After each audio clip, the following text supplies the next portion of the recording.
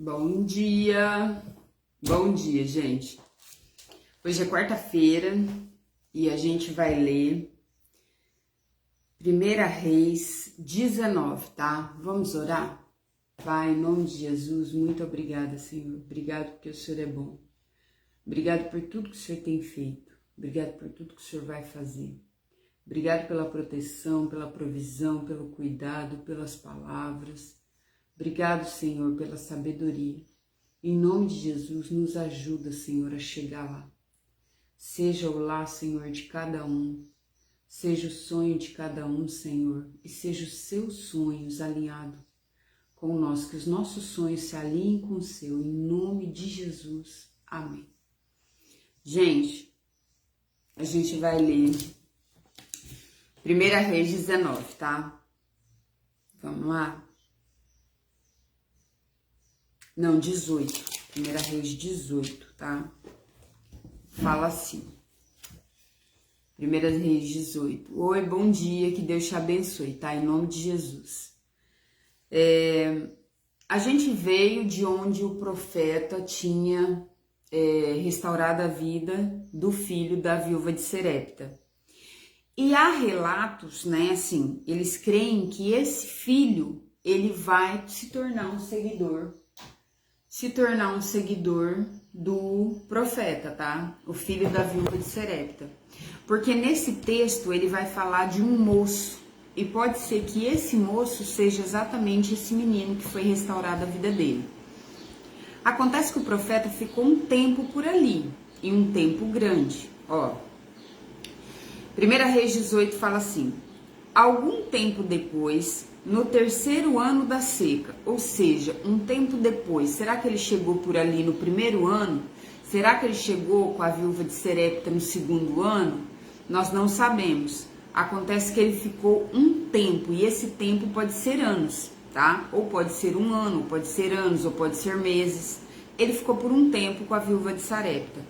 Então, ó, algum tempo depois, no terceiro ano da seca, então só no terceiro ano que tem seca que Deus vai mandar, ó. O Senhor disse a Elias, aí Deus vai falar com ele: vá apresentar-se ao rei Acabe, pois eu vou mandar chover. Então Elias saiu para se apresentar ao rei Acabe. Elias obedeceu.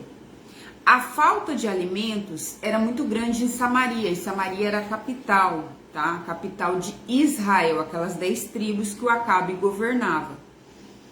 E Jerusalém era de Judá. Lembrando que Asa está no poder e Acabe está no poder de Israel. Asa está no poder de Judá, em Jerusalém. Acabe está no poder de Israel com as 10 tribos, em Samaria. Então Elias saiu para se apresentar a Acabe. A falta de alimentos era muito grande em Samaria, e por isso Acabe mandou chamar Obadias. Obadias, servo do Senhor, significa. O administrador do palácio. Obadias trabalhava para Acabe, mas também era fiel a Deus. E quando Jezabel estava matando os profetas do Senhor, Obadias escondeu 100 profetas em 2 grupos de 50 em cavernas. Então 50 em cavernas. Providenciou comida e água para eles. Acontece o seguinte: quando Elias fala, né, não vai chover, e eles acreditavam que o Deus Baal era o Deus do trovão, do relâmpago, de todos os ares, era o Deus que mandava chuva, eles começam a matar profeta. Por quê? Porque matando o feiticeiro acabava com o feitiço. Então eles começam a procurar Elias em todas as cidades, assim, tipo, todo o país. Eles começam uma caçada a Elias, e todo profeta do Senhor eles matam no meio do caminho. Só ficam os profetas de Baal, que são sustentados pelo Estado, ou seja, pela Jezabel, pelo reino do Acabe e da Jezabel. Então, ó, Acabe disse a Obadias: vamos dar uma olhada em todas as fontes e em todos os leitos de riacho da nossa terra, a fim de ver se achamos capim suficiente para conservar vivo os cavalos e as mulas. O Acabe há um registro que parece, né, não sabe exato, mas o Acabe tinha 2.000 carros de guerra. E esses carros eram guiados por cavalos, então ele tinha cavalo para dar com pau, literal. Então, ó, ele não quer que morram, obviamente, porque senão o exército dele seria enfraquecido. Então o reino sustenta eles, todos os funcionários do reino, né, e os que são ali conselheiros e tal, os profetas, os cavalos, o reino sustenta muitas coisas. Então, ó, eles combinaram que parte da região cada um deveria examinar e saíram, um para cada lado. Então o Obadias vai para um lado e o Acabe vai para o outro examinar se tem ali capim em algum lugar. Obadias estava no caminho quando de repente se encontrou com Elias. Ele reconheceu Elias e se ajoelhou diante dele, encostou o rosto no chão e perguntou, porque ele sabe que é um profeta, um homem que é da parte de Deus e que escuta Deus. Lembrando que Deus não fala com as pessoas, fala apenas com os profetas, tá? Então o Espírito Santo não anda com as pessoas, ele se apresenta de vez em quando como anjos, como o próprio Jesus, né? Em pessoas, tá? Então, assim, o que eles falam? Eles chamam de teofonia, ou seja, uma representação de Deus em homem. Pode ser Jesus, pode ser anjos, tá? Chamam de teofonia. Então, ó, o Obadias, ele se abaixa em sinal de reverência, né? Encostou o rosto em chão e perguntou: é o senhor mesmo? É o meu senhor Elias? Ele falou: sim, eu sou Elias, respondeu o profeta. Ele se espanta porque, tipo assim, tá todo mundo procurando os profetas para matar. Então ele se espanta dele estar ali, né, correndo perigo. Aí ele fala: vá dizer ao seu patrão, o rei, que eu estou aqui. Mas Obadias disse: o que foi que eu fiz para o Senhor para querer me pôr em perigo de ser morto pelo rei Acabe? Ou seja, se eu for lá falar, o rei Acabe vai me matar se o senhor não estiver aqui. E ele vai dizer isso próximo, ó. Juro pelo seu Deus vivo, o Senhor, que o rei mandou procurá-lo em todos os países da terra. Sempre que o rei mandava dizer que o Senhor não estava no país dele, o rei do país falava: olha, ele não está aqui não. Acabe pedia que esse rei jurasse que não havia sido possível encontrá-lo, ou seja, vai caçar, se vira. E agora o Senhor quer que eu vá dizer que está aqui, ou seja, eu vou me lascar. Pode ser que logo que eu sair, o Espírito de Deus o leve, o carregue para algum lugar desconhecido. Aí, quando eu contar a Acabe que o Senhor está aqui, ele não puder encontrá-lo, ele me matará. Lembre-se de que, desde menino, eu tenho sido fiel adorador de Deus, o Senhor. Por acaso não lhe contaram que quando Jezebel estava matando os profetas de Deus, eu escondi 100 deles em cavernas, em 2 grupos de 50 e providenciei comida e água para eles? Ou seja, o senhor não sabe que eu sou da parte do Senhor? Como é então que agora o Senhor está me mandando ir dizer ao rei que o Senhor está aqui? Ele vai me matar. Ele está tão desesperado que você vê que ele fala, por favor, não faça isso comigo. Literal, é assim. Elias respondeu: pelo Senhor Todo-Poderoso a quem sirvo, eu prometo que hoje vou me apresentar ao rei. Não vou sumir, pode ir lá falar. Aí ele fala, ó, então Obadias foi encontrar-se com Acabe e lhe contou o que havia acontecido. Aí Acabe saiu para encontrar Elias. Quando viu o profeta, Acabe disse, olha só a ironia, então você está aí, o maior criador de problema de Israel? Ou seja, quem cria problema adorando ídolos é Acabe. Mas o pecador nunca acha que é ele o culpado, né? Culpado é quem prega Deus, não é o meu pecado de idolatria. Não é o meu pecado de sodomia, né? Que é a homossexualidade. Não é o meu pecado de bebedice. Não é o meu pecado de prostituição, fornicação, de transar sem ter um relacionamento. Não, errado é você que é radical, que prega a Bíblia. Vocês que estão errados. É assim. É o famoso eu nasci homossexual. Não é uma prática sexual. Não, eu nasci desse jeito. Então, quando o pecador pega o pecado para justificar aquilo que ele está fazendo de errado, errado é quem prega a palavra e não quem está fazendo aquilo que Deus condena como pecado. Aí ele fala, ó, então é você que está aí, o maior criador de problema de Israel? Eu não sou criador de problemas para o seu povo de Israel, respondeu Elias. Você e o seu pai é que são os criadores de problemas, pois abandonaram os mandamentos do Senhor Deus e adoraram as imagens do Baal. Portanto, ordene agora que o povo de Israel vá se encontrar comigo no Monte Carmelo. Esse Monte Carmelo provavelmente ficava muito próximo de onde eles adoravam Baal, ou seja, ficava perto das regiões fenícias, então provavelmente era mais próximo das adorações de Baal. Mande também os 450 profetas do deus Baal e os 400 profetas da deusa Azerá. Gente pra caramba, né? Que são sustentados pelo Estado, né? Pela rainha Jezabel. Então Acabe chamou todos os israelitas. Tipo assim, ele tá tão afim de lascar com o profeta que ele fala assim, agora que você vai ver, eu quero ver o que você vai aprontar. Aí ele chama todo o povo de Israel e chama os profetas, ó. Então Acabe chamou todos os israelitas e os profetas de Baal para se unirem no Monte Carmelo. Elias chegou perto do povo e disse, até quando vocês vão ficar em dúvida sobre o que fazer? Ou seja, até quando você vai duvidar de Deus? Até quando você vai ficar no muro entre Deus e o diabo? Porque o muro já é do capeta. É literal assim. Até quando você vai praticar o que é mal diante de Deus? É isso que eles estão falando aqui, ó. É isso que o profeta está falando. Elias chegou perto do povo e disse, até quando vocês vão ficar em dúvida sobre o que fazer? Se o Senhor é Deus, adorem o Senhor.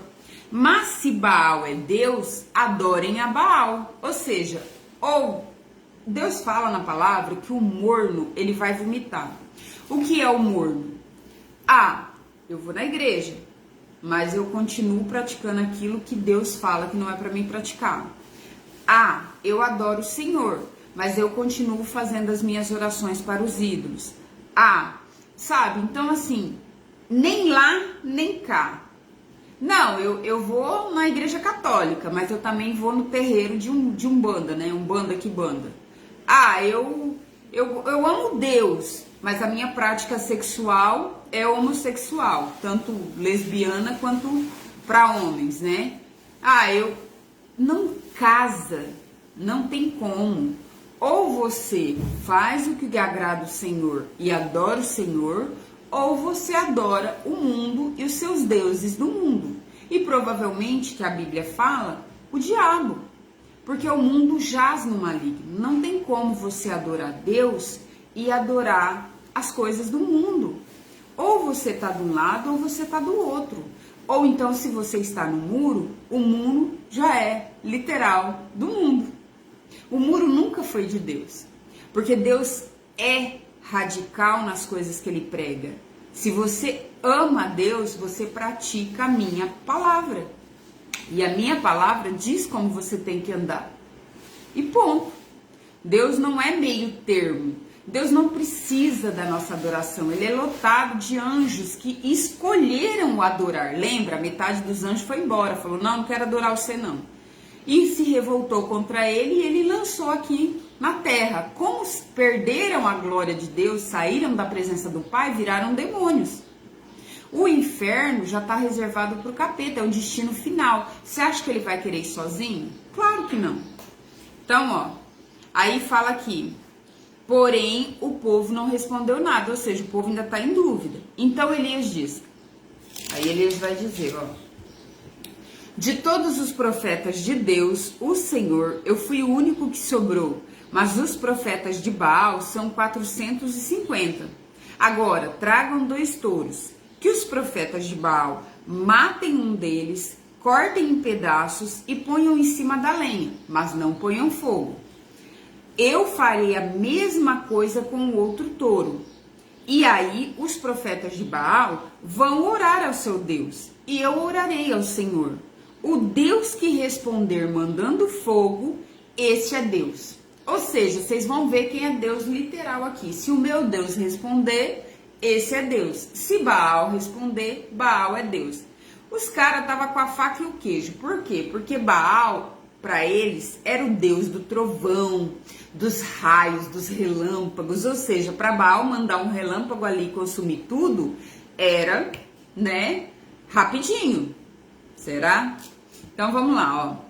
E todo o povo respondeu: está bem assim, ok, Baal é o cara, né? Então vamos lá. Então Elias disse aos profetas de Baal: já que vocês são tantos, peguem o touro e preparem primeiro, ou seja, vocês estão em maior número, vão lá. Orem ao seu Deus, porém não ponham fogo na lenha. Os profetas de Baal pegaram o touro que havia trazido para eles e o prepararam. E oraram a Baal desde manhã até o meio-dia. Eles gritavam assim: ó Baal, responde às nossas orações. E ficaram dançando em volta do altar que haviam feito, porém não houve resposta. Ao meio-dia, que era mais quente, era mais fácil de mandar um raio e pegar fogo, né? Tava quente, tava aquecido. O altar era feito de pedras, as pedras estavam aquecidas. Era mais fácil de pegar fogo. Aí, porém, ao meio-dia, Elias começou a caçoar deles, dizendo assim: orem mais alto, pois ele é seu Deus. Porém, pode ser que ele esteja meditando, ou tenha ido ao banheiro, ou talvez ele tenha viajado, ou esteja dormindo. Vocês terão de acordá-lo. Fala mais alto, grita mais alto, né? Ele estava caçoando, porque ao meio-dia não tinha acontecido nada. Se eles foram de manhã e estavam até meio-dia orando, e lá fala, né, na pesquisa que eu fiz, fala que eles a cada passo eles ajoelhavam, eles dançavam, eles gritavam, eles estavam fazendo uma algazarra e nada. Aí os profetas oraram mais alto e começaram a se cortar com faca e punhais, conforme o costume deles, automutilação, tá? Eles vertiam sangue, né? Literal, vertia sangue ali, tipo, ó, eu estou me sacrificando por você, Baal, ouve as minhas orações. E nada. Olha lá. Aí os profetas oraram mais alto e começaram a se cortar com facas e punhais, conforme o costume deles, até que o sangue começou a correr, jorrar, né? Cortando o pulso, literal. Passou o meio-dia e eles continuaram a orar, gritar até a hora do sacrifício da tarde, ou seja, eles tinham um horário para sacrificar à tarde. Porém, não se ouviu nenhum som, nada. O povo já estava cansado daquela algazarra, esses profetas gritando, pulando, se cortando, aquele show de horrores, literal. Então Elias disse ao povo: cheguem para mais perto de mim. Todos chegaram mais perto perto de Elias, e ele começou a consertar o altar do Senhor Deus que estava derrubado.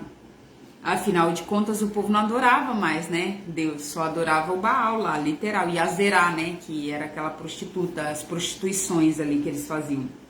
Então, ó, ele pegou 12 pedras. Lembra? Tinha duas tribos com Judá, a tribo de Benjamim e a de Judá. Tinha duas tribos com Asa sendo governada. E tinha mais 10 tribos com Israel, que eles chamavam de Israel. Só que no começo, quando Jacó teve, ele 12 filhos, ou seja, foi 12 tribos. As tribos tinham se separado para o reino norte e o reino sul. Erguer esses 12 pedras significa restaurar Israel, restaurar a adoração. Vocês não foram feitos para se separarem, vocês foram feitos em 12 tribos, ou seja, para ficar unidas, eram 12 irmãos, eram para ser Israel de Deus, tá? Então ele pega 12 pedras, uma para cada 12 tribos que tinham o nome dos filhos de Jacó, o homem a quem o Senhor tinha chamado de Israel, né? Ele trocou o nome de Jacó para Israel, e assim passa a ser os israelitas. Antes eram hebreus, passam a ser israelitas e depois pela tribo de Judá vão se chamar judeus, que é o que sobra desse povo. Então, ó, com essas pedras Elias reconstruiu o altar para a adoração do Senhor. Depois, cavou em volta uma valeta em que cabiam mais ou menos 12 litros de água. Então, além de reconstruir o altar, ele cava em volta uma valeta para colocar água. Até então, o povo fica olhando, não sabe o porquê.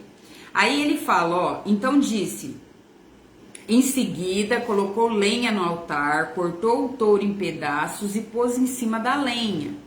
Então ele disse, encham 4 jarros de água e derramem sobre o animal sacrificado e sobre a lenha. Ou seja, joga água aí, 4 jarros. Eles fizeram o que Elias estava mandando e ele disse, faça de novo, 2 vezes. Faça de novo, façam pela 3ª vez, 12 jarros de água. Eles fizeram, a água correu em volta do altar e encheu a valeta, ou seja, tinha muita água. Era difícil, já era tarde. À tarde, o sol dá uma brandada. O sol já não é tão forte quanto do meio-dia. O sacrifício estava ali. Seria fácil colocar fogo? Meia boca. Seria até fácil se não tivesse água. Mas encharcado de água? Só um Deus muito poderoso.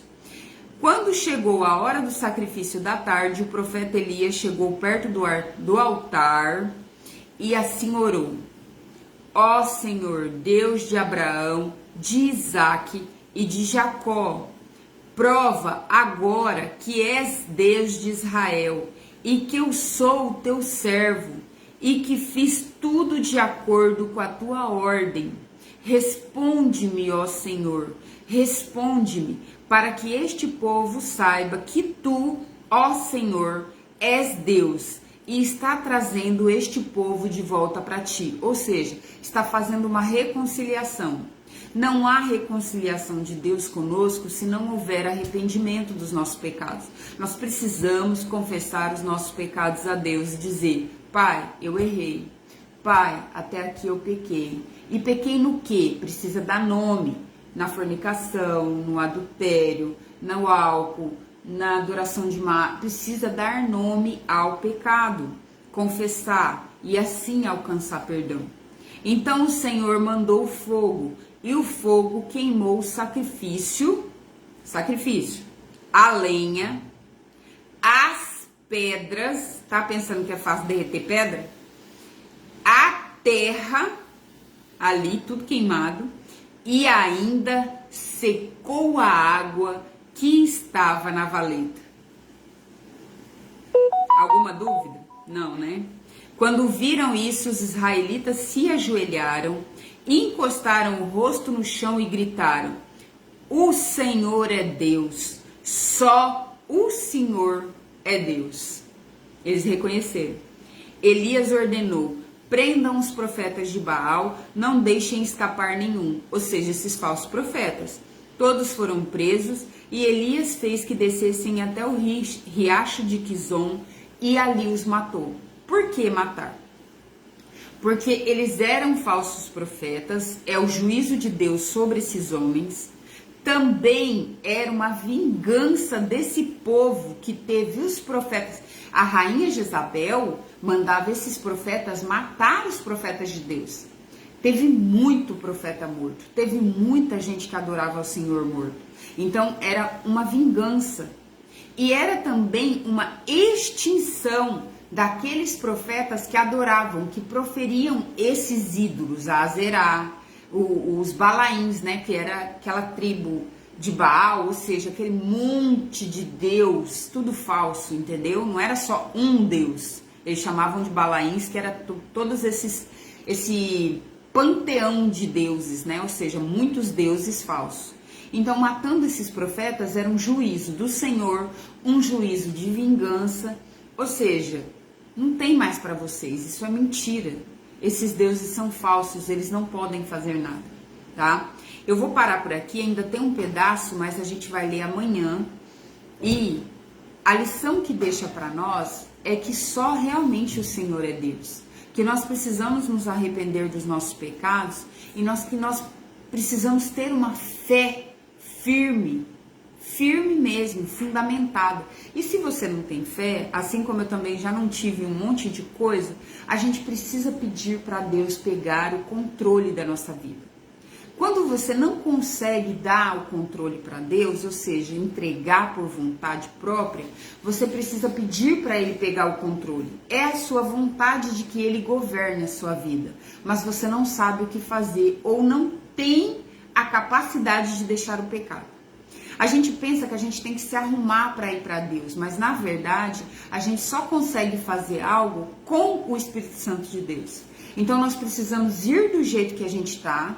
Ou seja, eu tô prostituindo, eu tô fornicando, eu tô bebendo, eu tô fumando, eu tô adulterando, não interessa, vai para Deus. Depois, lá, você precisa ter o desejo real de confessar os seus pecados e que Ele governe a sua vida. Se você entregar, Deus, toma o controle da minha vida, Ele vai fazer.